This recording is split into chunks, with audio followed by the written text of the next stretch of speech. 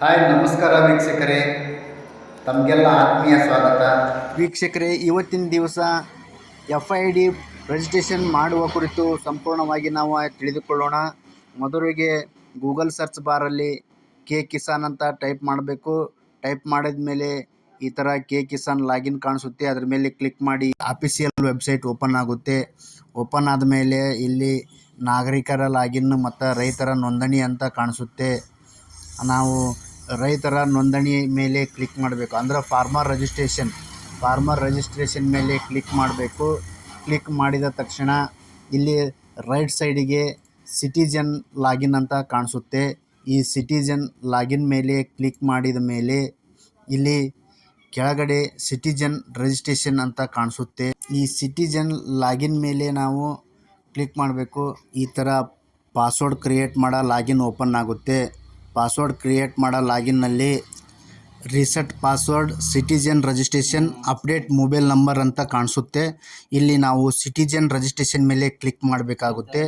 Citizen registration ಮೇಲೆ click ಮಾಡಿದ ನಂತರ ಮುಂದೆ ದೃಢೀಕರಣ ಗುರುತಿನ ಸೇವೆ ಅಂಥೇಳಿ ವೆಬ್ಸೈಟ್ ಓಪನ್ ಆಗುತ್ತೆ. ಇಲ್ಲಿ ನಾವು ಆಧಾರ್ ಕಾರ್ಡಲ್ಲಿ ಯಾವ ಥರ ಹೆಸರು ಇಂಗ್ಲೀಷಲ್ಲಿ ಇರುತ್ತೆ ಅದೇ ಥರ ನಾವು ಸ್ಪೆಲ್ಲಿಂಗ್ ಮೇಲೆ ಮಿಸ್ಟೇಕ್ ಮಾಡಿದೇ ಹೆಸರು ಎಂಟ್ರಿ ಮಾಡಬೇಕು. ನೆಕ್ಸ್ಟು ಆಧಾರ್ ನಂಬರನ್ನು ಸರಿಯಾಗಿ ಎಂಟ್ರಿ ಮಾಡಿ ಇಲ್ಲಿ ಕೆಳಗೆ ಕಾಣುವ ಚೌಕ್ ಬಾಕ್ಸ್ ಮೇಲೆ ಕ್ಲಿಕ್ ಮಾಡಿ, ಅಂದರೆ ಐ ಅಗ್ರಿ ಮೇಲೆ ಕ್ಲಿಕ್ ಮಾಡಿ ಸಲ್ಲಿಸಿ ಅಥವಾ ಸಬ್ಮಿಟ್ ಮಾಡಿ ಬಟನ್ ಮೇಲೆ ಕ್ಲಿಕ್ ಮಾಡಬೇಕು. ಕ್ಲಿಕ್ ಮಾಡಿದ ನಂತರ ಅಕೌಂಟ್ ಕ್ರಿಯೇಟ್ ಅಂತ ಒಂದು ಆಪ್ಷನ್ ಕಾಣಿಸುತ್ತೆ. ಇಲ್ಲಿ ಆಧಾರ್ ಕಾರ್ಡಲ್ಲಿ ಯಾವ ರೀತಿ ಹೆಸರು ಬರುತ್ತದೆಯೋ ಆ ಹೆಸರನ್ನು ಡಿಸ್ಪ್ಲೇ ಆಗುತ್ತೆ. ಅದು ಸರಿಯಾಗಿ ಇದೆ ಇಲ್ಲವೋ ಅಂತ ಚೆಕ್ ಮಾಡಿ ಕೆಳಗಡೆ ಮೊಬೈಲ್ ನಂಬರನ್ನು ನಾವು ಸರಿಯಾಗಿ ಭರ್ತಿ ಮಾಡಬೇಕು. ಭರ್ತಿ ಮಾಡಿದ ನಂತರ ಇಲ್ಲಿ ಪ್ರೊಸೀಡ್ ಅಂತ ಬರುತ್ತೆ. ಆ ಪ್ರೊಸೀಡನ್ನು ಬಟನ್ ಮೇಲೆ ಕ್ಲಿಕ್ ಮಾಡಿದ ನಂತರ ನಾವು ಯಾವ ನಂಬರನ್ನು ಇಲ್ಲಿ ಎಂಟ್ರಿ ಮಾಡಿರುತ್ತೇವೋ ಆ ನಂಬರಿಗೆ, ನಾವು ಹಾಕಿರುವ ಫೋನ್ ನಂಬರಿಗೆ 5 ಅಂಕಿಯ OTP ನಂಬರ್ ಬರುತ್ತದೆ. 5 ಅಂಕಿ OTP ನಂಬರನ್ನು ನಾವು ಇಲ್ಲಿ ಭರ್ತಿ ಮಾಡಿ ಸಬ್ಮಿಟ್ ಮೇಲೆ ಕ್ಲಿಕ್ ಮಾಡಬೇಕು.